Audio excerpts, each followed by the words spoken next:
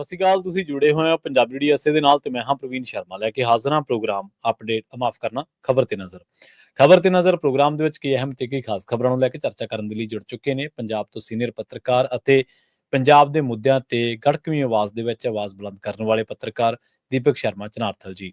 ਸ਼ਰਮਾ ਜੀ, ਸਤਿ ਸ਼੍ਰੀ ਅਕਾਲ, ਸਵਾਗਤ ਹੈ ਜੀ ਪੰਜਾਬੀ ਡੀਐਸਏ। ਸਤਿ ਸ਼੍ਰੀ ਅਕਾਲ ਪ੍ਰਵੀਨ ਜੀ, ਸਾਰੇ ਦਰਸ਼ਕਾਂ ਨੂੰ ਸਰੋਤਿਆਂ ਨੂੰ ਪਿਆਰ ਭਰੀ ਸਤਿ ਸ਼੍ਰੀ ਅਕਾਲ। ਸਤਿ ਸ਼੍ਰੀ ਅਕਾਲ ਜੀ। ਪ੍ਰੋਗਰਾਮ ਦੇ ਵਿੱਚ ਅੱਗੇ ਵਧਣ ਤੋਂ ਪਹਿਲਾਂ ਧੰਨਵਾਦ ਕਰਦੇ ਚਲੀਏ ਸਪਾਂਸਰਸ ਦਾ, ਜਿਹੜੇ ਜ਼ਰੀਆ ਬਣਦੇ ਨੇ ਇਹਨਾਂ ਪ੍ਰੋਗਰਾਮਾਂ ਨੂੰ ਤੁਹਾਡੇ ਤੱਕ ਪਹੁੰਚਾਉਣ ਦੇ ਲਈ। ਖਾਲਸਾ ਇੰਸ਼ੋਰੈਂਸ ਏਜੰਸੀ ਵਾਲੇ, ਜਿਨ੍ਹਾਂ ਤੋਂ ਤੁਸੀਂ ਹਰ ਤਰੀਕੇ ਦੀ ਇੰਸ਼ੋਰੈਂਸ ਲੈ ਸਕਦੇ ਹੋ। ਇੰਸ਼ੋਰੈਂਸ ਬਾਰੇ ਪਤਾ ਕਰਨ ਦੇ ਲਈ ਇਹਨਾਂ ਦਾ ਨੰਬਰ ਹੈ 468-272-2500। ਇਹ 1992 ਤੋਂ ਲਗਾਤਾਰ ਇੰਸ਼ੋਰੈਂਸ ਬਿਜ਼ਨਸ ਦੇ ਵਿੱਚ ਸ਼ਾਨਦਾਰ ਸੇਵਾਵਾਂ ਦੇ ਰਹੇ ਨੇ ਤੇ ਅਮਰੀਕਾ ਭਰ ਦੇ ਵਿੱਚ ਇੰਸ਼ੋਰੈਂਸ ਕਰਦੇ ਨੇ। ਓਬਾਮਾ ਕੇਅਰ, ਮੈਡੀਕੇਅਰ ਜਾਂ ਫਿਰ ਕਵਰਡ ਕੈਲੀਫੋਰਨੀਆ ਬਾਬਤ ਪਾਲਿਸੀ ਕਰਵਾਉਣ ਦੇ ਲਈ, ਸਲਾਹ ਲੈਣ ਦੇ ਲਈ ਅੱਜ ਹੀ ਕਾਲ ਕਰੋ 468-272-2500 ਤੇ। ਟਰਕੀਆਨਾ ਇਮੀਗ੍ਰੇਸ਼ਨ ਲਾ ਫਰਮ ਵਾਲੇ ਜੇ ਟਰਕੀਆਨਾ, ਟੌਰਨੀ ਟਰਕੀਆਨਾ ਦੇ ਨਾਲ ਤੁਸੀਂ ਯੂਐਸ ਇਮੀਗ੍ਰੇਸ਼ਨ ਬਾਬਤ ਕੋਈ ਵੀ ਸਲਾਹ ਕਰਨੀ ਹੈ, ਕੋਈ ਵੀ ਸਵਾਲ ਪੁੱਛਣਾ ਤੇ ਇਹਨਾਂ ਦਾ ਨੰਬਰ ਹੈ 4159090503। ਗੁਰਦੀਪ ਸਿੰਘ ਬਿਰਦੀ ਕਲੋਬਿਸ, ਮਨਦੀਪ ਸਿੰਘ, ਸੰਦੀਪ ਕੌਰ ਸੈਨ ਹੋਜ਼ੇ, ਅਮਰੀਕ ਸਿੰਘ ਅਟਵਾਲ, ਜਰਨੈਲ ਸਿੰਘ ਯੂਬਾ ਸਿਟੀ, ਗੁਰਨਾਮ ਸਿੰਘ ਐਂਟੀਲੋਪ ਤੇ ਜਰਨੈਲ ਸਿੰਘ ਸਿਆਟਲ ਤੋਂ। ਇਹਨਾਂ ਸਾਰੇ ਹੀ ਸਪਾਂਸਰਸ ਦਾ ਬਹੁਤ ਬਹੁਤ ਧੰਨਵਾਦ। ਤੇ ਜੇਕਰ ਤੁਸੀਂ ਵੀ ਪੰਜਾਬੀ ਡੀਐਸਏ ਦੇ ਇਹਨਾਂ ਪ੍ਰੋਗਰਾਮਾਂ ਨੂੰ ਸਪਾਂਸਰ ਕਰਨਾ ਚਾਹੁੰਦੇ ਹੋ ਤਾਂ ਸਟੂਡੀਓ ਦਾ ਨੰਬਰ ਹੈ 4082725200। ਅੱਜ ਦਾ ਇਹ ਖਬਰ ਤੇ ਨਜ਼ਰ ਪ੍ਰੋਗਰਾਮ ਸਾਲ 2025 ਦੀ 21 ਜੁਲਾਈ ਦਾ ਪ੍ਰੋਗਰਾਮ ਹੈ ਤੇ ਦਿਨ ਅੱਜ ਸੋਮਵਾਰ ਹੈ। ਖਬਰਾਂ ਦੀ ਸ਼ੁਰੂਆਤ ਕਰੀਏ Sharma ji land pooling policy ਤੋਂ। ਜਦੋਂ ਸਰਕਾਰ ਇਸ ਮਾਮਲੇ ਦੇ ਵਿੱਚ ਕੋਈ ਲੋਲੀਪੌਪ ਦੇਣਾ ਚਾਹੁੰਦੀ ਹੈ ਜਾਂ ਇਸ ਪਾਲਿਸੀ ਨੂੰ ਡਿਫੈਂਡ ਕਰਦੀ ਹੈ ਤੇ ਚੇਤਾ ਖੇਤੀ ਕਾਨੂੰਨਾਂ ਦਾ ਆ ਜਾਂਦਾ, ਕਿਉਂਕਿ ਉਦੋਂ ਵੀ ਸਰਕਾਰ ਤਰ੍ਹਾਂ ਦੇ ਪੈਂਤੜੇ ਅਪਣਾ ਕੇ, ਤਰ੍ਹਾਂ ਦੀਆਂ ਸਟੇਟਮੈਂਟਾਂ ਦਵਾ ਕੇ ਇਸ ਪੱਖੀ ਲੋਕਾਂ ਨੂੰ ਅੱਗੇ ਕਰ ਕਰਕੇ ਇਹ ਪ੍ਰਚਾਰ ਦੀ ਰਹੀ ਕਿ ਨਹੀਂ, ਇਹ ਲੋਕ ਹਿੱਤ ਦੇ ਵਿੱਚ ਨੇ, ਲੋਕਾਂ ਦੀ ਸਮਝ ਦੇ ਵਿੱਚ ਫਰਕ ਹੈ। ਪੰਜਾਬ ਦੇ ਲੋਕਾਂ ਦੀ ਸਮਝ ਦੇ ਵਿੱਚ ਇੱਕ ਵਾਰ ਫਿਰ ਤੋਂ ਫਰਕ ਹੈ। ਇਹ ਆਪਾਂ ਨਹੀਂ ਕਹਿ ਰਹੇ, ਇਹ ਸਰਕਾਰ ਮੰਨਦੀ ਹੈ। ਲੈਂਡ ਪੂਲਿੰਗ ਪਾਲਿਸੀ ਨੂੰ ਬੇਸ਼ੱਕ ਜਨਤਕ ਤੌਰ ਤੇ ਉਹ ਸਲਾਹ ਰਹੇ ਨੇ, ਇਹਦੀ ਸ਼ਲਾਘਾ ਕਰ ਰਹੇ ਨੇ, ਪਰ ਕਹਿੰਦੇ ਗੁਪਚੁਪ ਤਰੀਕੇ ਦੇ ਨਾਲ ਇਹਦੇ 'ਚ ਬਦਲਾਅ ਵੀ ਕੀਤੇ ਜਾ ਰਹੇ ਨੇ। ਬਿਲਕੁਲ ਪ੍ਰਵੀਨ ਜੀ, land pooling policy Aam Aadmi party ਆਪਣੀ ਕਿਸਾਨ ਹਿਤੈਸ਼ੀ ਪਾਲਿਸੀ ਦੱਸ ਰਹੀ ਹੈ ਜੀ।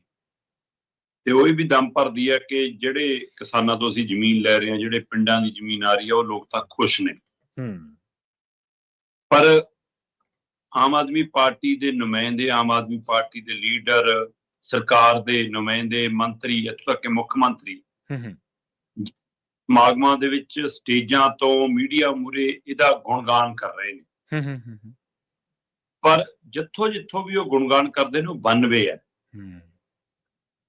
ਮਤਲਬ ਹਰਪਾਲ ਚੀਮਾ ਨੇ ਉਸੇ ਦਿਨ ਪ੍ਰੈਸ ਕਾਨਫਰੰਸ ਕੀਤੀ ਜਿਸ ਦਿਨ ਉਹਨਾਂ ਨੂੰ ਐਸਕੇਐਮ ਦੀ ਬੈਠਕ 'ਚ ਆਮ ਆਦਮੀ ਪਾਰਟੀ ਨੂੰ ਲੈਂਡ ਪੂਲਿੰਗ ਦੀ ਪਾਲਿਸੀ ਤੇ ਆਪਣੀ ਗੱਲ ਰੱਖਣ ਲਈ 2 ਨੁਮਾਇੰਦਿਆਂ ਨੂੰ ਸੱਦਿਆ ਗਿਆ ਸੀ।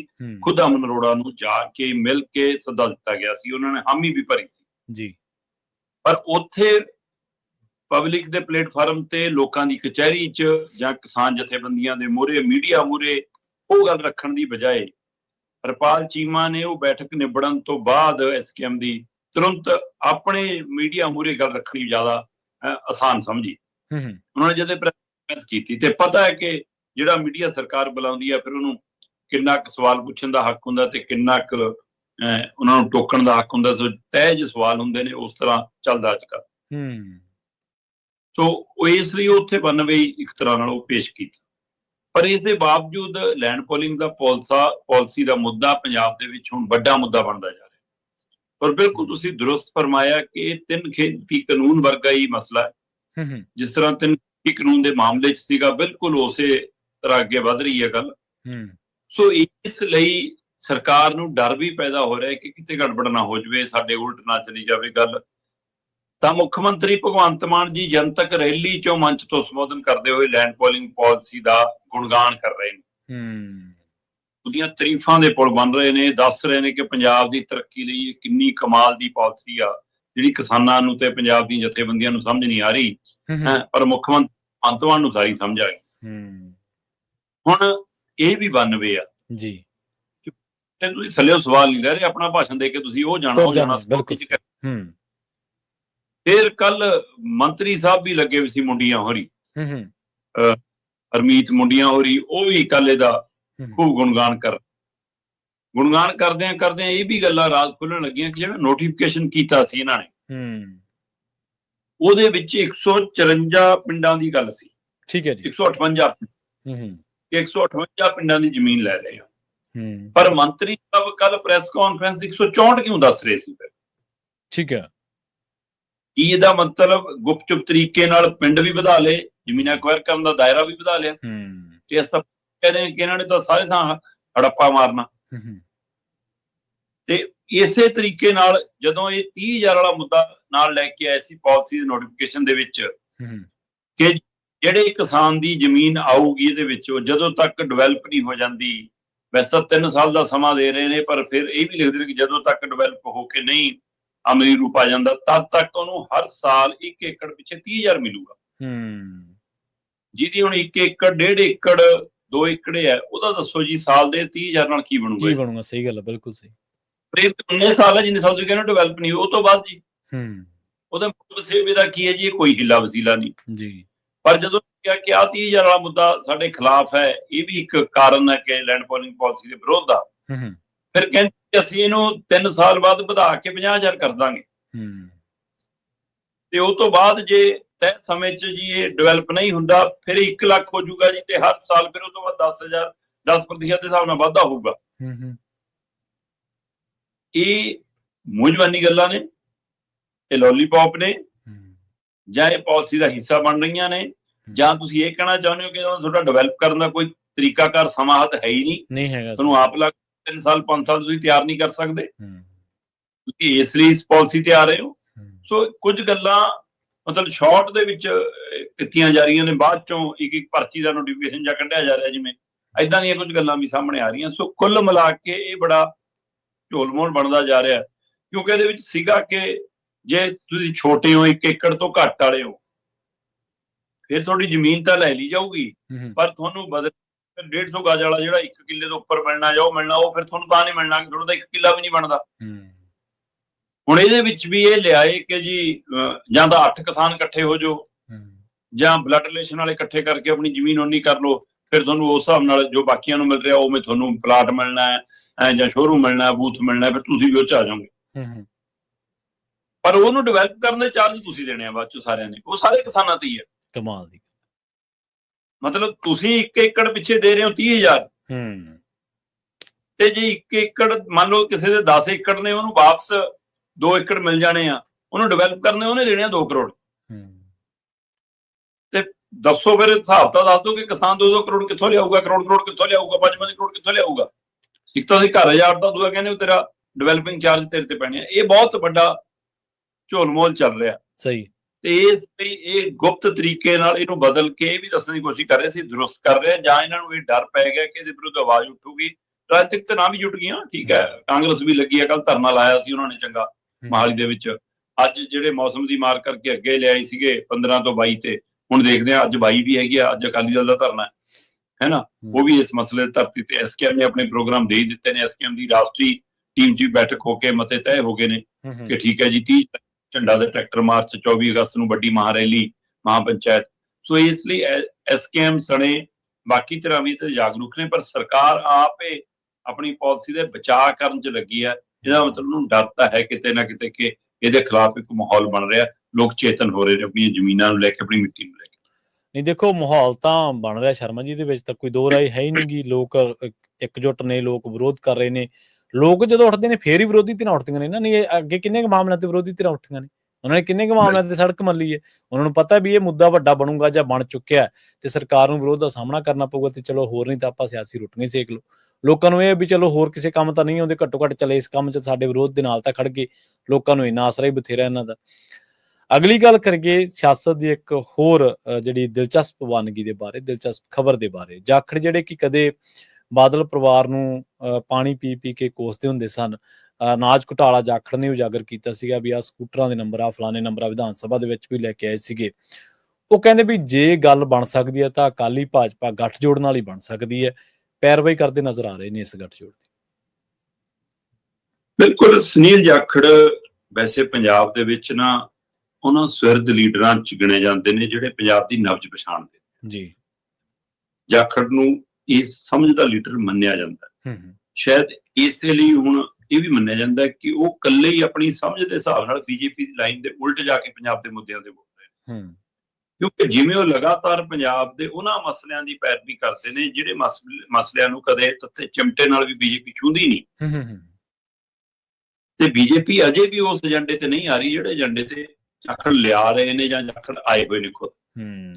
ਤੇ ਮੰਨਿਆ ਤੇ ਵੀ ਜਾਂਦਾ ਕਿ ਜਾਖੜ ਹੋਰਾਂ ਨੇ ਖੁਦ ਇਹ ਗੱਲ ਸਾਹਮਣੇ ਲਿਆਂਦੀ ਸੀ ਕਿ ਜਦੋਂ ਮੈਂ ਅਸਤੀਫਾ ਦਿੱਤਾ ਸੀ, ਮੈਂ ਖੁਦ ਮੋਦੀ ਤੇ ਅਮਿਤ ਸ਼ਾਹ ਨੂੰ ਕਿਹਾ ਸੀ ਕਿ ਪੰਜਾਬ ਪ੍ਰਤੀ ਆਪਣਾ ਨਜ਼ਰੀਆ ਬਦਲੋ, ਪੰਜਾਬ ਬਾਕੀ ਸੂਬਿਆਂ ਵਰਗਾ ਨਹੀਂ ਹੈ, ਤੁਸੀਂ ਉਹਨੂੰ ਉਵੇਂ ਨਹੀਂ ਚਲਾ ਸਕਦੇ। ਸਹੀ ਸੀ। ਤੇ ਇੱਕ ਵਾਰ ਫਿਰ ਉਹਨਾਂ ਦੀ ਇੱਕ ਪ੍ਰੈਸ ਕਾਨਫਰੰਸ ਜਾਂ ਇੱਕ ਵੱਡੇ ਅੰਗਰੇਜ਼ੀ ਮੀਡੀਆ ਦੇ ਅਦਾਰੇ ਨਾਲ ਕੀਤੀ ਇੰਟਰਵਿਊ ਚਰਚਾ 'ਚ ਹੈ, ਜਿਹਦੇ ਵਿੱਚ ਉਹਨਾਂ ਨੇ ਗੰਭੀਰਤਾ ਨਾਲ ਇਹ ਗੱਲ ਕਹੀ ਹੈ ਕਿ ਬਈ ਜਿਹੜੀ ਪੱਗ ਹੈ ਇਹਨੂੰ ਮਹਿਜ ਕੱਪੜਾ, ਮਹਿਜ ਪਹਿਰਾਵਾ ਨਾ ਸਮਝੋ, ਇਹ ਸਾਡੀ ਸ਼ਾਨ ਹੈ, ਸਾਡੀ ਆਨ ਹੈ ਨਾ, ਇਹ ਸਾਡੀ ਸਰਦਾਰੀ ਦਾ ਚਿੰਨ੍ਹ ਹੈ। ਕਿਉਂਕਿ ਪੰਜਾਬ ਇੱਕ ਅਜਿਹਾ ਸੂਬਾ ਹੈ ਜਿੱਥੇ ਸਿੱਖ ਭਾਈਚਾਰਾ ਦੁਨੀਆ 'ਚ, ਦੇਸ਼ 'ਚ ਘੱਟ ਗਿਣਤੀ ਹੈ, ਪਰ ਇੱਥੇ ਉਹ ਇੱਕ ਉਸ ਗਿਣਤੀ ਦੇ ਨਾਤੇ ਵੀ ਤੇ ਉਹ ਇਹ ਮੰਨਦਾ ਕਿ ਖਿੱਤੇ ਦੇ ਵਿੱਚ ਮੇਰੀ ਘੱਟੋ ਘੱਟ ਇੱਕ ਸਰਦਾਰੀ ਤਾਂ ਹੈ। ਸੋ ਇਸ ਪ੍ਰਕਿਰਿਆ ਦੇ ਤਹਿਤ ਉਹਨਾਂ ਦਾ ਬਣਦਾ ਸ਼ੇਅਰ, ਕਹਿੰਦੇ ਕਿ ਜੇ ਰਾਜਨੀਤੀ 'ਚ ਉਹਨਾਂ ਨੂੰ ਦੇਣੋਂ ਮੰਨਫੀ ਕਰਨਾ ਸੋਚੂਗੀ ਬੀਜੇਪੀ, ਫਿਰ ਇਹ ਘੱਟ ਗਿਣਤੀਆਂ ਨਾਲ ਇੱਕ ਹੋਰ ਧੱਕਾ ਹੋਊਗਾ। ਜੋ ਸੋਚਦੇ ਆ ਕਿ ਪਹਿਲਾਂ ਹੀ ਅਸੀਂ ਦਰੜ ਕੇ ਬਣਾ ਲਾਂਗੇ, ਹੈ ਨਾ, ਤਾਂ ਕਹਿੰਦੇ ਇਹਦਾ ਮਤਲਬ ਇਹ ਇਸ਼ਾਰਾ ਵੀ ਹੈ ਉਹਨਾਂ ਦਾ ਕਿ ਇਹ ਠੀਕ ਨੀਗਾ, ਇਹ ਤਵਾਜ਼ਨ ਵਿਗੜ ਸਕਦਾ। ਤੇ ਦੂਸਰੇ ਪਾਸੇ ਜੇ ਆਪਾਂ ਆਪਣੀ ਸੱਭਿਆਚਾਰਤਾ ਦੇਖੀਏ, ਆਪਣੀ ਸਾਂਝ ਦੇਖੀਏ, ਪੁਰਾਣਾ ਉਹ ਸਾਰਾ ਦੇਖੀਏ, ਤਾਂ ਪੰਜਾਬ ਦਾ ਹਿੰਦੂ ਵੀ ਵੱਡੀ ਗਿਣਤੀ 'ਚ, ਖਾਸ ਕਰ ਮਾਲਵੇ ਖੇਤਰ 'ਚ ਤਾਂ ਆਮ ਪੱਗਾਂ ਬੰਨ੍ਹਦੇ ਰਹੇ ਨੇ, ਹੈ ਨਾ। ਹੁਣ ਵੀ ਕਿੰਨੇ ਪਰਿਵਾਰ ਉਹ ਨੇ ਜਿਹੜੇ ਮਤਲਬ ਪੱਗ ਦਾ, ਵੈਸੇ ਚਾਹੇ ਤੁਸੀਂ ਦਾੜੀ ਰੱਖੀ ਨਹੀਂ ਰੱਖੀ, ਕਿੰਨੇ ਬਜ਼ੁਰਗ ਸਾਡੇ। ਸੋ ਇਸ ਲਈ ਪੱਗ ਉਹਨਾਂ ਨੇ ਇਸ ਤਰ੍ਹਾਂ ਪੇਸ਼ ਕੀਤਾ ਕਿ ਇਹਨੂੰ ਇਕੱਲੇ ਕੱਪੜੇ ਦੇ ਟੁਕੜੇ ਵਜੋਂ ਨਾ ਸਮਝੋ, ਚਾਹੇ ਸਿੱਖ ਚਾਹੇ ਹਿੰਦੂ, ਜਿਹੜਾ ਵੀ ਪੱਗ ਬੰਨ੍ਹਦਾ ਸਾਡੀ ਸ਼ਾਨ। ਪਰ ਨਾਲ ਉਹਨਾਂ ਨੇ ਜਿਹੜੀ ਗੱਲ ਕਹੀ ਉਹ ਇਹ ਪੈਰਵੀ ਲਗਭਗ ਮਤਲਬ ਜਦੋਂ ਸੁਖਦੇਵ ਢੀਂਡਸਾ ਉਹਨਾਂ ਦਾ ਭੋਗ ਸੀਗਾ ਉੱਥੇ ਵੀ ਉਹ ਪ੍ਰਗਟਾ ਚੁੱਕੇ ਨੇ, ਇੱਕ ਦੋ ਮੀਡੀਆ ਹੋਰ ਥਾਵਾਂ ਤੇ ਬੋਲ ਚੁੱਕੇ ਤੇ ਹੁਣ ਇਹ 'ਚ ਵੀ ਪ੍ਰਗਟਾਈ ਕਿ ਜੀ ਪੰਜਾਬ ਨੂੰ ਬਚਾਉਣ ਦੇ ਲਈ, ਪੰਜਾਬ ਨੂੰ ਮੁੜ ਕੇ ਪੈਰਾਂ ਸਿਰ ਲਿਆਉਣ ਦੇ ਲਈ, ਅਮਨ ਕਾਨੂੰਨ ਦੀ ਸਥਿਤੀ ਠੀਕ ਕਰਨ ਦੇ ਲਈ, ਪੰਜਾਬ ਨੂੰ ਮਜ਼ਬੂਤੀ ਦੇਣ ਦੇ ਲਈ, ਸਥਿਰ ਸਰਕਾਰ ਦੇਣ ਦੇ ਲਈ ਸਾਨੂੰ ਜੀ ਭਾਜਪਾ ਅਕਾਲੀ ਗੱਠਜੋੜ ਕਰਨਾ। ਠੀਕ ਆ। ਇਹੀ ਸਵਾਲ ਮੀਡੀਆ ਲੈ ਕੇ ਸੁਖਬੀਰ ਤੱਕ ਵੀ ਜਾਂਦਾ ਹੈ, ਇਹੀ ਸਵਾਲ ਚੀਮਾ ਹੋਰਾਂ ਦੇ ਅਕਾਲੀ ਲੀਡਰਾਂ ਦੇ, ਉਹ ਵੀ ਦਵੀ ਜਵਾਨ 'ਚ ਜੀ ਇਹ ਲੋਕਾਂ ਦੀ ਆਵਾਜ਼ ਹੈ ਜੀ, ਲੋਕ ਵੀ ਚਾਹੁੰਦੇ ਨੇ ਜੀ, ਜਾਖੜ ਸਾਹਿਬ ਸਿਆਣੇ ਲੀਡਰ ਨੇ ਜੀ, ਹੈ ਨਾ, ਅਜੇ ਅਸੀਂ ਪਾਰਟੀ ਪਲੇਟਫਾਰਮ ਤੇ ਵਿਚਾਰਾਂਗੇ। ਮਤਲਬ ਇਹਦਾ ਮਤਲਬ ਉਹਨਾਂ ਦੀ ਨਾ ਨਹੀਂ ਹੈ, ਨਾ ਕਿ ਅਸਲ ਸੱਚਾਈ ਤਾਂ ਇਹ ਹੈ ਕਿ ਬੀਜੇਪੀ ਦਾ ਜੇ ਇਸ ਏਜੰਡੇ ਤੇ ਆਊਗੀ ਤਾਂ ਸਟ੍ਰੈਟਜੀ ਤਹਿਤ ਆਊਗੀ, ਆਪਣੀ ਰਣਨੀਤੀ ਤਹਿਤ ਆਊਗੀ। ਇਹ ਤਾਂ ਵਿਚਾਰੇ ਮਜਬੂਰੀ 'ਚ ਨੇ ਕਿ ਇਹਨਾਂ ਨੂੰ ਤਾਂ ਸਾਰਾ ਭਾਲਦੇ ਫਿਰਦੇ ਨੇ, ਤਾਂ ਲੱਗਦਾ ਕਿ ਸਾਡੇ ਪੈਰ ਨਹੀਂ ਲੱਗ ਰਹੇ, ਚੱਲ ਇਹ ਸਾਰੇ ਲੱਗ ਜਾਣ। ਇਹ ਤਾਂ ਸੱਦਾ ਡਿੱਕੀ ਜਾਂਦੇ ਨੇ, ਸੱਦਾ ਇਹਨਾਂ ਨੂੰ ਐਮਪੀ ਚੋਣਾਂ 'ਚ ਵੀ ਨਹੀਂ ਆਇਆ। ਸਹੀ ਹੈ ਨਾ। ਇਸ ਲਈ ਅਕਾਲੀ ਦਲ ਉਧਰ ਨੂੰ ਜਾਣ ਨੂੰ ਤਿਆਰ ਹੈ, ਪਰ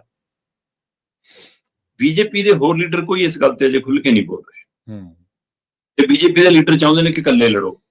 ਉਹਨਾਂ ਨੂੰ ਲੱਗਦਾ ਕਿ ਅਸੀਂ ਸ਼ਹਿਰੀ ਵੋਟਰਾਂ ਦੇ ਦਮ ਤੇ ਲੜ ਲਾਂਗੇ, ਤੇ ਜਿਹੜੀ ਮਤਲਬ ਸਿੱਖ ਵੋਟ ਦੀ ਗੱਲ ਕਰਦੇ ਆ ਜਾਖੜ ਹੋਰੀ, ਉਹ ਚੋਂ ਕਿੰਨੇ ਲੀਡਰ ਤਾਂ ਅਸੀਂ ਸ਼ਾਮਲੇ ਕਰ ਲਏ। ਹੁਣ ਲੋਕ ਆਉਂਦੇ ਆ, ਨਹੀਂ ਆਉਂਦੇ, ਪਿੰਡੂ ਵੋਟ ਆਉਂਦੀ ਆ, ਨਹੀਂ ਆਉਂਦੀ, ਕਿਸਾਨੀ ਵੋਟ ਆਉਂਦੀ ਹੈ ਕਿ ਨਹੀਂ ਆਉਂਦੀ, ਇਹਦਾ ਪਤਾ ਨਹੀਂ। ਪਰ ਜੋ ਹਾਲ ਬਾਕੀ ਰਾਜਨੀਤਿਕ ਪਾਰਟੀਆਂ ਦਾ, ਉਹ ਚੋਂ ਬੀਜੇਪੀ ਇਹ ਵੀ ਸੋਚਦੀ ਹੈ ਕਿ ਇਹਨਾਂ ਸਾਰਿਆਂ ਤੋਂ ਦੁਖੀ ਹੋ ਕੇ ਇੱਕ ਵਾਰ ਲੋਕ ਸਾਡੇ ਕੋਲ ਆ ਸਕਦੇ ਆ। ਤੇ ਬੀਜੇਪੀ ਕਈ ਪਾਸਿਓਂ ਅਜਿਹਾ ਮਾਹੌਲ ਵੀ ਸਿਰਜ ਰਹੀ ਹੈ। ਇਸ ਸਾਰੀ ਪ੍ਰਕਿਰਿਆ ਦੇ ਵਿੱਚ ਸਵਾਲ ਇੱਥੇ ਆ ਕੇ ਖੜਾ ਕਿ ਜਾਖੜ ਸਾਹਿਬ ਦੇ ਜੋ ਬੋਲ ਨੇ ਉਹਦੇ ਬਹੁਤ ਮਾਇਨੇ ਹੈ। ਉਹਨਾਂ ਨੇ ਅਕਾਲੀ ਭਾਜਪਾ ਗੱਠਜੋੜ ਨਹੀਂ ਮੰਗਿਆ, ਉਹਨਾਂ ਨੇ ਭਾਜਪਾ ਅਕਾਲੀ ਗੱਠਜੋੜ ਮੰਗਿਆ। ਬਿਲਕੁਲ ਸਹੀ ਹੈ, ਬਿਲਕੁਲ ਇਸੇ ਤਰ੍ਹਾਂ ਹੀ।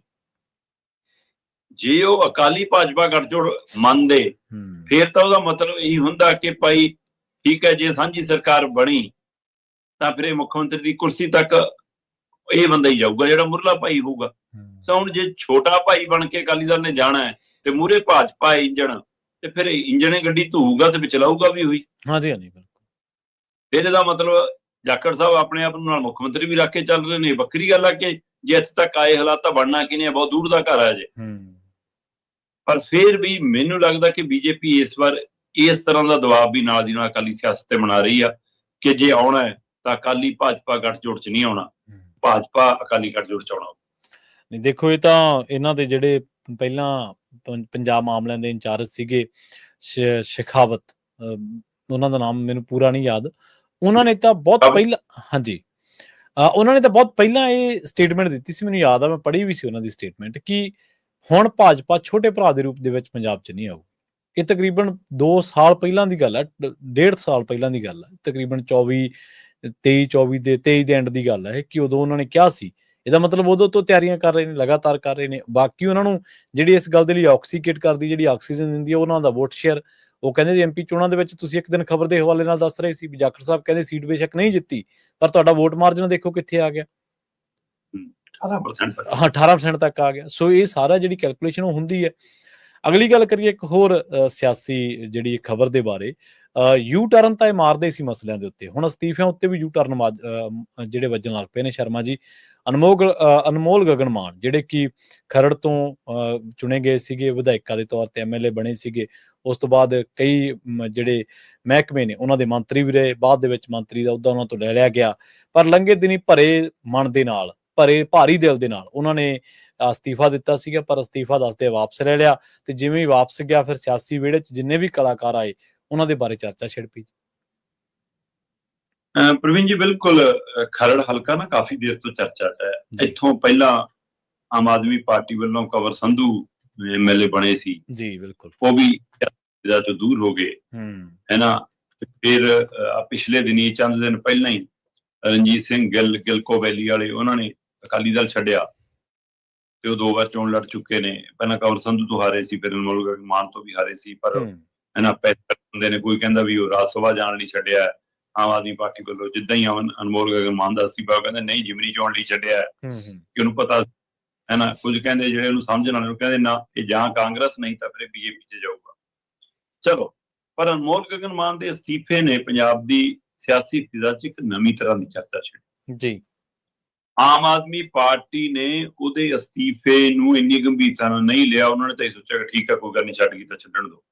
ਹੋ ਸਕਦਾ ਕਿ ਜਿਸ ਤਰ੍ਹਾਂ ਹਾਈ ਕਮਾਂਡ ਉਹਦੇ ਰਿਸ਼ਤਿਆਂ 'ਚ ਹੁਣ ਖਟਾਸ ਦੱਸੀ ਜਾ ਰਹੀ ਹੈ, ਉਸ ਤੋਂ ਬਾਅਦ ਉਹਦੇ ਤੇ ਕੋਈ ਐਕਸ਼ਨ ਕਾਰਵਾਈ ਤੱਕ ਦਾ ਵੀ ਮਨ ਬਣ ਜਾਂਦਾ। ਕਿਉਂਕਿ ਜਿੱਦਾਂ ਮੰਤਰੀ ਉਹਦੇ ਤੋਂ ਹਟਾਇਆ, ਉਸ ਸਮੇਂ ਵੀ ਕਈ ਤਰ੍ਹਾਂ ਦੀ ਚਰਚਾ ਸੀ ਕਿ ਜੀ ਹਿਸਾਬ ਕਿਤਾਬ ਸਹੀ ਨਹੀਂ ਰੱਖਿਆ, ਕਿ ਹਾਈ ਕਮਾਂਡ ਨਾਲ ਜੀ ਲੈਣ ਦੇਣ 'ਚ ਗਿਰਾਵਟ ਹੈ ਜੀ, ਹੈ ਨਾ, ਬਾਕੀ ਹਲਕਿਆਂ ਨਾਲੋਂ ਪਿੱਛੇ ਰਹਿ ਗਿਆ ਜੀ, ਇਹ ਤਾਂ ਪ੍ਰਾਪਰਟੀ ਵਾਲਾ ਖੇਤਰ ਹੈ ਜੀ, ਖਜ਼ਾਨਾ ਹੈ ਜੀ।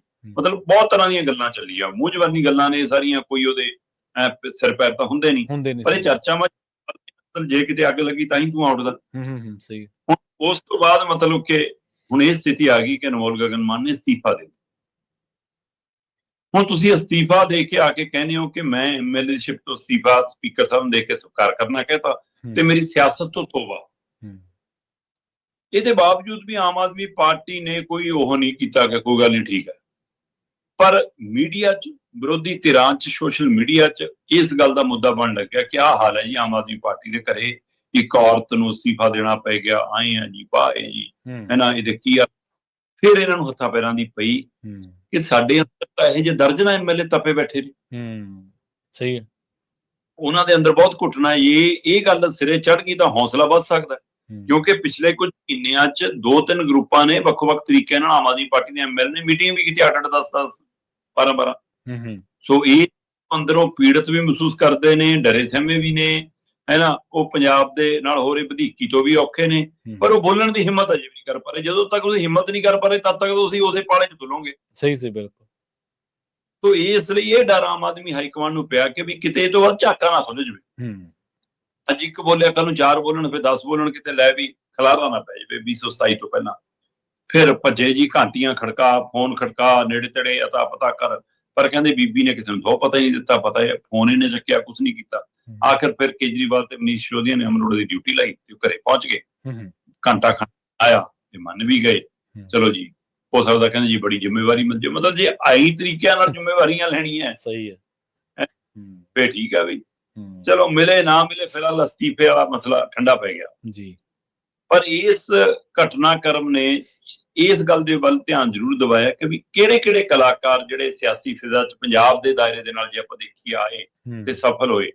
ਵੈਸੇ ਤਾਂ ਭਾਰਤ ਦੀ ਫਿਜ਼ਾ 'ਚ ਦੇਖੋ ਤਾਂ ਜੈਲਲਿਤਾ ਤੱਕ ਦਾ ਵੀ ਨਾਮ ਗੂੰਜਦਾ, ਉਹ ਵੀ ਅਦਾਕਾਰੀ ਦੇ ਖੇਤਰ 'ਚੋਂ ਆ ਕੇ ਮੁੱਖ ਮੰਤਰੀ ਤੱਕ ਦੀ ਕੁਰਸੀ ਤੱਕ ਗਈ। ਉਸੇ ਤਰ੍ਹਾਂ ਭਗਵੰਤ ਮਾਨ ਸਭ ਤੋਂ ਸਫਲ ਕਲਾਕਾਰਾਂ 'ਚੋਂ ਮੰਨੇ ਜਾਂਦੇ ਨੇ, ਜਿਹੜੇ ਕਮੇਡੀ ਖੇਤਰ 'ਚੋਂ ਉਸ ਚੱਲਦੇ ਦੌਰ 'ਚੋਂ ਨਿਕਲ ਕੇ ਆ ਕੇ ਐਮਪੀ ਤੋਂ ਹੁੰਦੇ ਹੋਏ ਮੁੱਖ ਮੰਤਰੀ ਦੇ ਅਹੁਦੇ ਤੱਕ ਪਹੁੰਚੇ ਨੇ। ਸਭ ਤੋਂ ਵੱਧ ਚਰਚਿਤ ਜੇ ਨਾਮ ਹੈ ਤਾਂ ਭਗਵੰਤ ਮਾਨ ਦਾ ਇਸ ਖੇਤਰ 'ਚ। ਇਸੇ ਕਤਾਰ 'ਚ ਤੁਸੀਂ ਵਿਨੋਦ ਖੰਨਾ ਨੂੰ ਵੀ ਰੱਖ ਸਕਦੇ ਹੋ ਕਿ ਵਿਨੋਦ ਖੰਨਾ ਕੇਂਦਰੀ ਵਜ਼ਾਰਤ 'ਚ ਮੰਤਰੀ ਤੱਕ ਬਣੇ, ਪੰਜਾਬ 'ਚੋਂ 4 ਵਾਰ MP ਬਣੇ। ਬੇਸ਼ੱਕ ਪਹਿਲਾ ਕਾਰਜਕਾਲ ਬਹੁਤ ਥੋੜਾ ਸੀ, 1998 ਦੇ 99 ਵਾਜਪਾਈ ਵਾਲਾ ਦੁਬਾਰਾ ਬਣਨਾ ਪਿਆ। ਸੋ ਫਿਰ 2004 ਇੱਕ ਵਾਰ ਹਾਰੇ ਵੀ, 2014 'ਚ ਫਿਰ ਬਣੇ। ਸੋ ਇਸ ਤਰ੍ਹਾਂ ਮਤਲਬ ਕਿ ਵਿਨੋਦ ਖੰਨਾ ਵੀ ਸਫਲ ਕਲਾਕਾਰ ਤੋਂ ਸਿਆਸਤਦਾਨਾਂ 'ਚ ਗਿਣੇ ਜਾਂਦੇ ਆ। ਫਿਰ ਇਸ ਵਸਦੀਕ ਦਾ ਨਾਂ MLA ਵੀ ਬਣੇ ਆ, MP ਵੀ ਬਣੇ ਆ, ਉਹਨਾਂ ਦਾ ਜ਼ਿਕਰ ਵੀ ਆਉਂਦਾ। ਫਿਰ ਕਿਰਨ ਖੇਰ 2 ਵਾਰ, ਬੇਸ਼ੱਕ ਚੰਡੀਗੜ੍ਹ ਨੂੰ ਕੁਝ ਮਿਲਿਆ ਜਾਂ ਨਾ ਮਿਲਿਆ ਹੈ ਨਾ, ਪਰ ਕਿਰਨ ਖੇਰ ਨੂੰ 2 ਵਾਰ MP ਬਣਨ ਦਾ ਮੌਕਾ ਜ਼ਰੂਰ ਮਿਲਿਆ। ਸੋ ਉਹ ਵੀ ਇਸ ਖੇਤਰ ਦੇ ਵਿੱਚ ਨਾਮ ਗੂੰਜਦਾ। ਹੰਸਰਾਜ ਹੰਸ ਨੂੰ ਪਤਾ ਨਹੀਂ ਹੁਣ ਸਫਲ ਮੰਨਣਾ ਕਿ ਸਫਲ ਮੰਨਣਾ, ਪਰ ਉਹਨੇ ਗੋਡੇ ਬਹੁਤ ਘਸਾਏ, ਸਟੇਜਾਂ ਤੋਂ ਬਹੁਤ ਛਾਲਾਂ ਮਾਰੀਆਂ, ਅਕਾਲੀਆਂ ਦੀ ਚੋਣ ਲੜੀ ਤਾਂ ਹਾਰ ਗਏ ਹੈ ਨਾ, ਫਿਰ ਕਾਂਗਰਸ ਦਾ ਰੁਖ ਕਰ ਲਿਆ, 4 ਦਿਨ ਨਹੀਂ ਟੁਕੇ BJP ਚਲੇ ਗਏ। ਚਲੋ BJP ਦਿੱਲੀ ਲੈ ਗਈ ਤੇ ਦਿੱਲੀ 2019 ਚ MP ਵੀ ਬਣ ਗਏ, ਪਰ ਅਗਲੀ ਵਾਰ 2024 ਵਾਲੀਆਂ ਚੋਣਾਂ ਚ ਇੱਥੇ ਲਿਆਏ ਤੇ ਇੱਥੇ ਜ਼ਮਾਨਤਗੀ ਜ਼ਬਤ ਹੋਈ, 5ਵੇਂ ਨੰਬਰ ਤੇ ਆਏ ਹੰਸਰਾਜ ਹੰਸ ਹੈ ਨਾ। ਤੋਂ ਪਰ ਸਿਆਸਤ ਤੋਂ ਬਾਅਦ ਹੀ ਅਜੇ ਵੀ ਮੈਨੂੰ ਲੱਗਦਾ ਇੱਛਾ ਪਾਲੀ ਫਿਰਦੇ ਆ। ਆਏ ਵੀ ਜਿਵੇਂ ਡੈਪੂਟੇਸ਼ਨ ਤੇ ਆਏ ਹੁੰਦੇ ਆ, ਚੋਣ ਵੀ ਲੜ ਲਈ, ਜਿਤਾ ਵੀ ਦਿੱਤੇ ਲੋਕਾਂ ਨੇ ਹੈ ਨਾ, ਤੇ ਮੁੜ ਕੇ ਜਨਾਬ ਨਾ ਪੰਜਾਬ ਨੂੰ ਲੱਭੇ, ਨਾ ਹਲਕੇ ਨੂੰ ਲੱਭੇ, ਨਾ BJP ਨੂੰ ਲੱਭੇ। ਚਲੋ ਉਹ ਗਏ ਤੇ ਉਹ ਗਏ। ਸੋ ਸਨੀ ਦਿਓਲ ਨੂੰ ਹੁਣ ਕਿਸ ਕੈਟਾਗਰੀ ਚ ਰੱਖਣਾ, ਇਹ ਹਿਸਾਬ ਨਾਲ। ਹਾਂ, ਜਿਹੜੇ ਇਸ ਦਲਦਲ ਚ ਉਤਰੇ ਕਲਾਕਾਰ ਪਰ ਸਫਲ ਵੀ ਨਹੀਂ ਹੋਏ ਤੇ ਸਮਾਂ ਰਹਿੰਦਿਆਂ ਮੁੜ ਗਏ ਹੈ ਨਾ, ਉਹਨਾਂ ਨੂੰ ਵੀ ਮਤਲਬ ਸਹੀ ਸਮਝਿਆ ਜਾ ਰਿਹਾ ਕਿ ਘੱਟੋ ਘੱਟ ਉਹਨਾਂ ਨੇ ਇਹ ਸਮਝ ਤਾਂ ਅਪਣਾਈ। ਖਾਸ ਕਰ ਇਹ ਚ ਸਭ ਤੋਂ ਵੱਡਾ ਨਾਮ ਜਿਹੜਾ ਹੁੰਦਾ ਗੁਰਪ੍ਰੀਤ ਘੁੱਗੀ ਦਾ ਹੁੰਦਾ। ਉਹਨਾਂ ਨੂੰ ਇਕੱਲੇ ਕਲਾਕਾਰ ਵਜੋਂ ਨਹੀਂ, ਪੰਜਾਬ ਚਿੰਤਕ ਤੇ ਸੁਰਦ ਸ਼ਖਸੀਅਤ ਵਜੋਂ ਵੀ ਜਾਣਿਆ ਜਾਂਦਾ।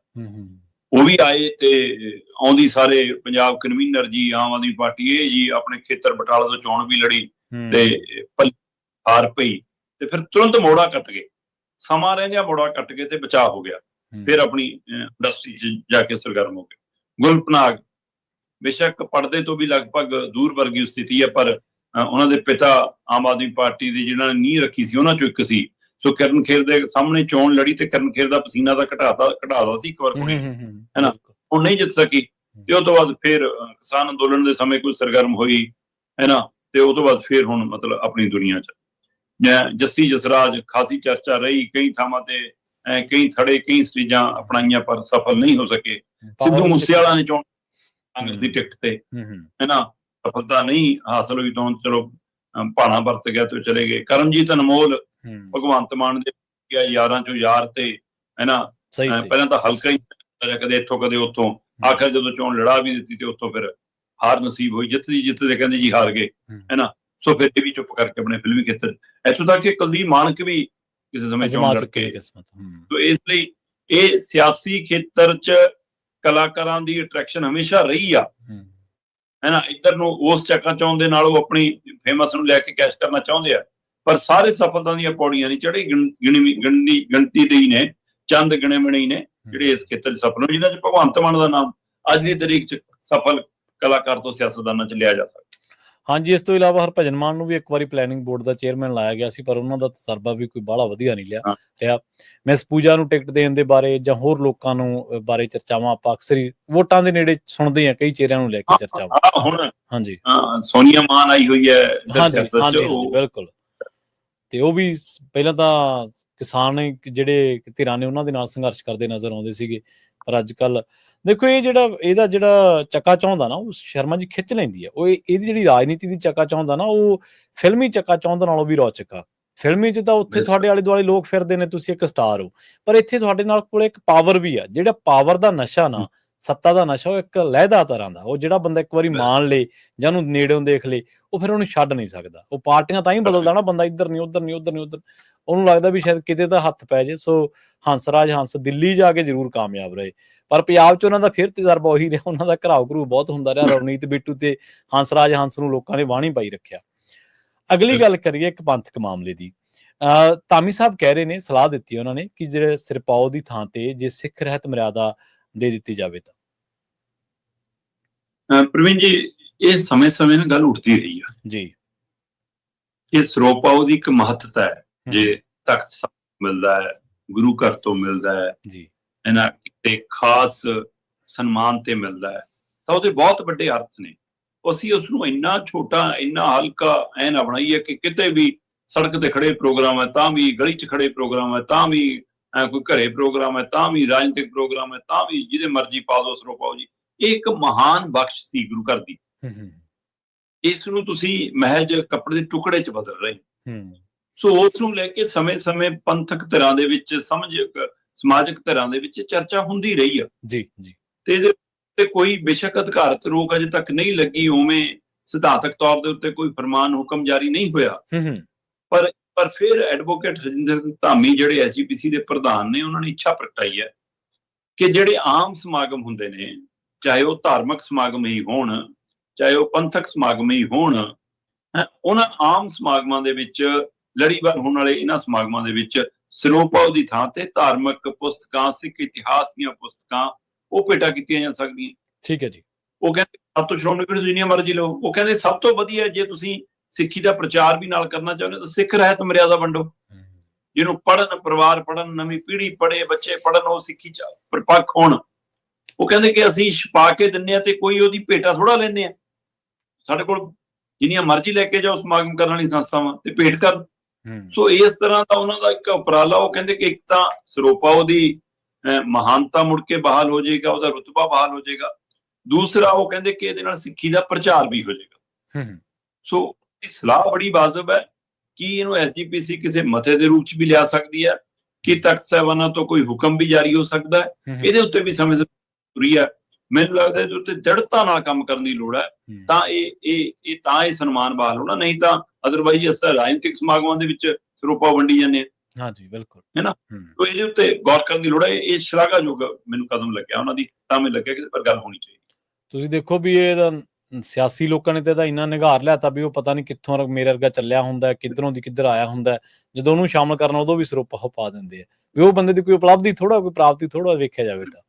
ਜੀ, ਸੋ ਬੜਾ ਅਹਿਮ ਹੈ ਨੁਕਤਾ ਤੁਹਾਡੇ ਹਿਸਾਬ ਦੇ ਨਾਲ। ਬਿਲਕੁਲ ਜਿਵੇਂ ਤੁਸੀਂ ਕਿਹਾ, ਮੈਂ ਵੀ ਇਸ ਨਾਲ ਸਹਿਮਤ ਹਾਂ ਵੀ ਇਹਨੂੰ ਗਹੀਨਤਾ ਦੇ ਨਾਲ ਵਿਚਾਰਨ ਦੀ ਲੋੜ ਹੈ। ਜਾਂਦਿਆਂ ਦੀ ਗੱਲ ਕਰੀਏ ਚੀਨ ਦੀ, ਕਹਿੰਦੇ ਭਾਰਤ ਦਾ ਪਾਣੀ ਅਤੇ ਬਿਜਲੀ ਇਹਨੂੰ ਬੰਦ ਕਰਨ ਦੀਆਂ ਚੀਨ ਤਿਆਰੀਆਂ ਕਰ ਰਿਹਾ ਜੀ। ਪ੍ਰਵੀਨ ਜੀ, ਲੰਮੇ ਸਮੇਂ ਤੋਂ ਨਾ ਚੀਨ ਨਾਲ ਬਖੇੜਾ ਚੱਲਿਆ ਹੁੰਦਾ ਹੈ ਜੀ। ਹੱਦ ਦੀ, ਸਰਹੱਦ ਦਾ ਵੀ, ਹੋਰ ਕਈ ਪਹਿਲੂਆਂ ਤੇ ਵੀ, ਹੈ ਨਾ। ਤਿੱਬਤ ਵਾਲੇ ਮਸਲੇ, ਇਹ ਕਿੰਨੇ ਹੀ ਮਸਲੇ ਨੇ ਜਿਹਦੇ ਉੱਤੇ ਚੀਨ ਨਾਲ ਬਖੇੜਾ ਖੜਾ ਹੈ। ਹਾਂਜੀ। ਜਿਹੜਾ ਚੀਨ ਕਾਰਵਾਈ ਕਰ ਰਿਹਾ, ਉਹ ਕਰ ਰਿਹਾ ਬ੍ਰਹਮਪੁੱਤਰਾ ਦੇ ਉੱਤੇ। ਠੀਕ ਹੈ। ਬ੍ਰਹਮਪੁੱਤਰਾ ਉੱਤੇ ਉਹ ਡੈਮ ਬਣਾਉਣ ਜਾ ਰਿਹਾ। ਡੈਮ ਵੀ ਦੁਨੀਆ ਦਾ ਕਹਿੰਦੇ ਸਭ ਤੋਂ ਵੱਡਾ ਡੈਮ, ਜਿਹਦੇ ਉੱਤੇ 14 ਲੱਖ ਤੋਂ ਲੈ ਕੇ 15 ਲੱਖ ਕਰੋੜ ਤੱਕ ਦਾ ਖਰਚਾ ਹੋਣਾ ਹੈ। ਠੀਕ ਹੈ। 14-15 ਲੱਖ ਕਰੋੜ ਖਰਚ ਕੇ ਜਿਹੜਾ ਡੈਮ ਕਹਿੰਦੇ ਦੁਨੀਆ ਸਭ ਤੋਂ ਵੱਡਾ ਡੈਮ ਬਣਨਾ ਹੈ। ਜੇ ਉਹ ਡੈਮ ਬਣ ਗਿਆ ਤਾਂ ਉਹਦੇ ਨਾਲ ਭਾਰਤ ਦਾ ਪਾਣੀ ਬੰਦ ਹੋ ਸਕਦਾ, ਖਾਸ ਕਰ ਜਿਹੜਾ ਬ੍ਰਹਮਪੁੱਤਰਾ ਤੋਂ ਹੋ ਕੇ ਭਾਰਤ ਦਰਿਆਵਾਂ ਚ ਆਉਂਦਾ। ਹੁਣ ਇਹਦਾ ਅਸਰ ਕਹਿੰਦੇ ਇਸ ਕਦਰ ਪੈਣਾ ਕਿ ਸਾਡੇ ਜਿਹੜੇ ਹਾਈਡਲ ਪ੍ਰੋਜੈਕਟ ਨੇ, ਜਿਹੜੇ ਕੁੱਲ ਦਰਿਆਵਾਂ ਦੇ ਰਾਹੀਂ, ਪਾਣੀਆਂ ਦੇ ਰਾਹੀਂ ਜਿਹੜਾ ਬਿਜਲੀ ਪੈਦਾ ਹੁੰਦੀ ਹੈ ਭਾਰਤ ਦੀ, ਉਹਦੀ ਕੁੱਲ ਜਿੰਨਾ ਉਤਪਾਦਨ ਹੈ ਉਹਦਾ 45% ਇਸ ਬ੍ਰਹਮਪੁੱਤਰ ਵਾਲੇ ਤੋਂ ਆਏ ਪਾਣੀਆਂ ਦੇ ਉੱਤੇ ਨਿਰਭਰਤ ਹੈ। ਜੇ ਮਤਲਬ ਅੱਧੀ ਬਿਜਲੀ ਸਾਡੀ ਗੁੱਲ ਹੁੰਦੀ ਹੈ ਤੇ ਪਾਣੀ ਉਧਰੋਂ ਆਉਂਦਾ ਰੁਕਦਾ ਤਾਂ ਇਹ ਸਾਡੇ ਵੱਡਾ ਹਮਲਾ ਹੈ। ਆਪਾਂ ਲਗਾਤਾਰ ਰਿਪੇਰੀਅਨ ਸਿਧਾਂਤ ਦੀ ਗੱਲ ਕੀਤੀ। ਹਾਂਜੀ, ਬਹੁਤ ਕੀਤੀ, ਬਿਲਕੁਲ। ਕਿ ਰਿਪੇਰੀਅਨ ਸਿਧਾਂਤ ਇਹ ਕਹਿੰਦਾ ਹੈ ਕਿ ਜਿਹੜੇ ਜਿੱਥੋਂ ਪਾਣੀ ਆਊਗਾ ਉੱਥੋਂ ਉਹ ਮਾਲਕ, ਜਿੱਥੋਂ ਅੱਗੇ ਜਿਹਦੇ ਚ ਆਪਣੇ ਆਪ ਬਹਿਣ ਚਾਹੂਗਾ ਉੱਥੇ ਉਹ ਮਾਲਕ। ਤੁਸੀਂ ਇਹਨੂੰ ਅਪਰ ਮਾਲਕ, ਲੋਅਰ ਮਾਲਕ ਦਾ ਬਣਾ ਸਕਦੇ ਹੋ, ਹੈ ਨਾ। ਪਹਿਲਾ ਮਾਲਕ, ਦੂਜਾ ਮਾਲਕ ਦਾ। ਪਰ ਜਿੱਥੋਂ ਦਰਿਆ ਦੇ ਬਹਿਣ ਆਪਣੇ ਆਪਣੇ, ਨਦੀਆਂ ਦੇ ਬਹਿਣ ਆਪਣੇ ਆਪਣੇ, ਉੱਥੇ ਉਹਨਾਂ ਦੇ ਰਿਪੇਰੀਅਨ ਸਿਧਾਂਤ ਲਾਗੂ ਹੁੰਦਾ। ਆਪਾਂ ਇਸੇ ਗੱਲ ਕਰਦੇ ਹਾਂ ਕਿ ਇਸੇ ਬਾਰੇ ਨਾਲ ਪਾਕਿਸਤਾਨ ਚੁਣੌਤੀ ਦਿੰਦਾ ਕਿ ਸਿੰਧੂ ਜਲ ਸੰਧੀ ਦੇ ਰਾਹੀਂ ਸਾਡਾ ਪਾਣੀ ਤੁਸੀਂ ਕਿਵੇਂ ਰੋਕ ਸਕਦੇ ਹੋ, ਤਾਂ ਆਪਣੇ ਆਪ ਬਹਾਵ ਹੈ। ਉਹਦੇ ਲਈ ਉਹਦਾ ਸਿਧਾਂਤ ਹੈ। ਫਿਰ ਜੇ ਉੱਥੇ ਲਾਗੂ ਹੁੰਦਾ, ਫਿਰ ਇੱਥੇ ਚੀਨ ਦੇ ਲਈ ਸਾਡਾ ਲਾਗੂ ਹੁੰਦਾ। ਜੀ, ਸਹੀ। ਫਿਰ ਚੀਨ ਸਾਡਾ ਪਾਣੀ ਰੋਕ ਸਕਦਾ। ਹੁਣ ਜਾਂ ਤਾਂ ਕੁਝ ਧਿਰਾਂ ਹੀ ਮੰਨਦੀਆਂ ਕਿ ਵੀ ਚੀਨ ਭਾਰਤ ਤੇ ਦਬਾਅ ਬਣਾਉਣ ਲਈ ਕਰ ਰਿਹਾ, ਤੁਸੀਂ ਪਾਕਿਸਤਾਨ ਵਾਲਾ ਪਾਣੀ ਰੋਕਿਆ, ਤੁਸੀਂ ਸਿੰਧੂ ਜਲ ਸੰਧੀ ਕੀਤੀ ਹੈ, ਉਹ ਬਹਾਲ ਕਰੋ। ਕਿਉਂਕਿ ਭਾਰਤੀ ਨੁਮਾਇੰਦੇ ਤੱਕ ਕਹਿ ਚੁੱਕੇ ਨੇ ਕਿ ਚੀਨ ਨੇ ਤਾਂ ਆਪਣੇ ਹਥਿਆਰਾਂ ਦਾ ਟ੍ਰਾਇਲ ਕੀਤਾ ਉਹ 4 ਦਿਨ ਦੀ ਜੰਗ ਚ। ਮਤਲਬ ਚੀਨ ਤਾਂ ਸਿੱਧਾ ਨੰਗਾ ਚਿੱਟਾ ਪਾਕਿਸਤਾਨ ਨਾਲ ਖੜਾ। ਸੋਚਣਾ ਸਾਨੂੰ ਪੈਣਾ ਕਿ ਸਾਡੇ ਪਾਲੇ ਹੋਏ ਮੁਲਕ ਵੀ ਸਾਡੇ ਨਾਲ ਨਹੀਂ, ਸਾਡੇ ਗਵਾਂਢੀ ਮੁਲਕ ਵੀ ਸਾਡੇ ਨਾਲ ਨਹੀਂ। ਇਹ ਸਥਿਤੀ ਕਿਉਂ ਬਣੀ ਹੈ ਜੀ? ਜਿਹੜੇ ਕਿਸੇ ਸਮੇਂ ਭਾਰਤ ਨਾਲ ਦੋਸਤੀ ਕਰਨਾ ਲੋਚਦੇ ਸੀ, ਅੱਜ ਉਹ ਪਾਕਿਸਤਾਨ ਦੀ ਝੋਲੀ ਚ ਪਈ ਜਾਂਦੇ ਨੇ, ਜਿਹਦੇ ਅਸੀਂ ਕਹਿੰਦੇ ਪੈਰ ਵੀ ਨਹੀਂ ਲੱਗ ਰਹੇ। ਸਹੀ ਹੈ, ਬਿਲਕੁਲ ਸਹੀ ਹੈ। ਇੱਥੇ ਤਾਂ ਮੰਥਨ ਦੀ ਲੋੜ ਹੈ। ਸੋ ਕੀ ਇਹ ਪਾਕਿਸਤਾਨ ਵਾਲੇ ਮਸਲੇ ਦੇ ਵਿੱਚ ਦਬਾਅ ਬਣਾਉਣ ਦੀ ਖੇਡ ਹੈ ਚੀਨ ਦੀ? ਜੇ ਇੰਨਾ ਹੀ ਮਸਲਾ ਹੁੰਦਾ ਫਿਰ ਤਾਂ ਹੁਣ ਚਰਚਾ ਤੁਰਦੀ। ਦਬੇ ਸੁਰ ਦੇ ਵਿੱਚ ਚੀਨ ਤਾਂ ਲੰਬੇ ਸਮੇਂ ਤੋਂ ਟਾਈਮ ਤੇ ਕੰਮ ਕਰਦਾ। ਬਿਲਕੁਲ। ਇਹਦਾ ਮਤਲਬ ਉਹ ਰਣਨੀਤਿਕ ਤੌਰ ਤੇ ਭਾਰਤ ਨੂੰ ਬਰਬਾਦ ਕਰਨਾ ਚਾਹੁੰਦਾ ਹੈ, ਉਹ ਸਾਡਾ ਪਾਣੀ ਵੀ ਬੰਦ ਤੇ ਬਿਜਲੀ ਵੀ ਬੰਦ ਕਰਨਾ ਚਾਹੁੰਦਾ। ਤੇ ਫਿਰ ਜਦੋਂ ਇਹ ਦੁਨੀਆ ਦੇ ਪਲੇਟਫਾਰਮ ਤੇ ਮੁੱਦਾ ਜਾਊਗਾ ਤੇ ਤੁਸੀਂ ਕਿਹੜੇ ਤਰਕ ਨਾਲ ਗੱਲ ਕਰੋਗੇ? ਰਿਪੇਰੀਅਨ ਸਿਧਾਂਤ, ਆਪਣੇ ਮੁਲਕ ਦੇ ਹੱਕ। ਫਿਰ ਅਗਲੇ ਕਹਿਣਗੇ ਇਹੀ ਹੱਕ ਤਾਂ ਪਾਕਿਸਤਾਨ ਦਾ ਬਣਦਾ। ਬੇਸ਼ੱਕ ਉੱਥੇ ਉਹਨਾਂ ਨੇ ਮਤਲਬ ਪਹਿਲਗਾਮ ਵਾਲਾ ਹਮਲਾ ਹੋਇਆ, ਸਾਡੇ ਬੰਦੇ ਮਾਰੇ, ਇੱਥੇ ਉਹ ਮਸਲਾ ਨਹੀਂ ਹੈ, ਪਰ ਅਗਲਿਆਂ ਕੋਲ ਇੱਕ ਤਰਕ ਹੋ ਜਾਣਾ ਦੇਣ ਲਈ। ਫਿਰ ਅਸੀਂ ਆਪਣੀ ਗੱਲ ਕਿੰਨੇ ਵਜਨਦਾਰ ਤਰੀਕੇ ਨਾਲ ਰੱਖ ਸਕਾਂਗੇ? ਸਵਾਲ ਤਾਂ ਇਹ ਵੀ ਖੜਾ। ਸੋ ਇਹ ਸਾਰੀਆਂ ਗੱਲਾਂ ਦੇ ਉੱਤੇ ਗੌਰ ਕਰਨ ਦੀ ਲੋੜ ਹੈ। ਜੇਕਰ ਇਹ ਹੋਇਆ ਤਾਂ ਭਾਰਤ ਔਰ ਬੰਗਲਾਦੇਸ਼ ਤੇ ਸਿੱਧਾ ਅਸਰ ਪੈਣਾ, ਔਰ ਚੀਨ ਅਜਿਹੀ ਹਰਕਤ ਕਦੇ ਵੀ ਕਰ ਸਕਦਾ। ਉਹ ਇਹਦੀ ਜੋ ਤਿਆਰੀ ਕਰ ਰਿਹਾ, ਬੇਸ਼ੱਕ ਕਹਿ ਰਿਹਾ ਜੀ ਪਾਣੀ ਰੁਕੂਗਾ ਨਹੀਂ ਰੁਕੂਗਾ। ਹੁਣ ਪਾਕਿਸਤਾਨ ਤੁਸੀਂ ਸਾਨੂੰ ਪਾਣੀ ਦੇਣਾ ਨਹੀਂ ਦੇਣਾ ਇਹ ਤਾਂ ਆਪਾਂ ਬੈਠ ਕੇ ਵਿਚਾਰਾਂਗੇ, ਪਰ ਫਲੱਡ ਗੇਟ ਖੋਲਣ ਲੱਗੇ ਤਾਂ ਸਾਨੂੰ ਘੱਟੋ ਘੱਟ ਦੱਸਿਆ ਕਰੋ, ਉਹਦੀ ਸੂਚਨਾ ਤਾਂ ਦਿਓ। ਸਹੀ ਹੈ। ਫਿਰ ਇਹ ਮਤਲਬ ਕੱਲ ਨੂੰ ਸਾਨੂੰ ਵੀ ਚੀਨ ਨੂੰ ਇਹੀ ਜਿਹੀਆਂ ਬੇਨਤੀਆਂ ਕਰਨੀਆਂ ਪਿਆ ਕਰਨਗੀਆਂ, ਮਿੰਨਤਾਂ ਕਰੀ ਜਾਏ ਫਿਰ ਚੀਨ ਦੀਆਂ, ਇਹ ਭਾਈ ਠੀਕ ਉਹ ਪਾਣੀ ਨਹੀਂ ਪੂਰਾ ਦੇ ਰਿਹਾ ਪਰ ਫਲੱਡ ਗੇਟ ਖੋਲਣ ਲੱਗੇ ਤਾਂ ਦੱਸ ਦਿਆ ਕਰ। ਇਹਦਾ ਮਤਲਬ ਅਸੀਂ ਉਧਰ ਨੂੰ ਵੀ ਧੱਕੇ ਜਾ ਰਹੇ ਹਾਂ। ਸਹੀ ਸਹੀ। ਤੇ ਫਿਰ ਅਸੀਂ ਦੁਨੀਆ ਦੇ ਪਲੇਟਫਾਰਮ ਤੇ ਮੁੱਦਾ ਕਿਵੇਂ ਚੁੱਕਾਂਗੇ ਜੇ ਸੇਮ ਕ੍ਰਾਸ ਹੋਊਗਾ? ਅਗਲੇ ਕਹਿਣਗੇ ਜੀ ਉਧਰੋਂ ਵੀ ਹੈ। ਤਾਂ ਇਸ ਸਥਿਤੀ ਦੇ ਵਿੱਚ ਭਾਰਤ ਨੂੰ ਨਿਕਲਣ ਦੀ ਗੰਭੀਰਤਾ ਨਾਲ ਗੱਲ ਕਰਨ ਦੀ ਲੋੜ ਹੈ। ਚੀਨ ਵਾਲੇ ਮੁੱਦੇ ਤੇ ਕੰਨੀ ਕਤਰਾਉਂਦੀ ਹੈ ਭਾਰਤ ਦੀ ਸਰਕਾਰ,